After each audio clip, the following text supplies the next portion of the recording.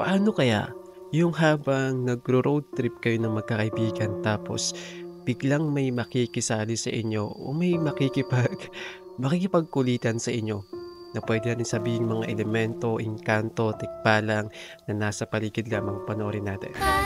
Yes!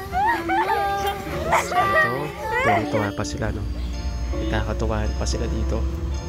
Yes, ganda yan. Ganda. Ay, ito na lang. Lagi naming sundo, dapat ganito. Ito na lang ang service natin pag mapadagat tayo. May ganun.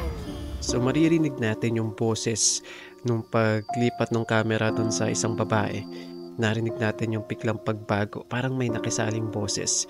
Hindi yung boses ng babae, iba siya, 'di ba? Sabi ng iba, maaring echo lamang, nagka-error. At sabi naman ng iba, since na ang paligid niya ay mga puno, marami daw mga elemento ang naninirahan sa mga puno, which is alam natin 'yan, mga engkanto, mga duwende, mga tikbalang, etc. etc. So pwede na baka naingayan o nagambala yung mga elemento doon, kaya naman nagparamdam sila. Dahil ayon sa iba, magpaparamdam o pagkakatuwaan ka naman nila.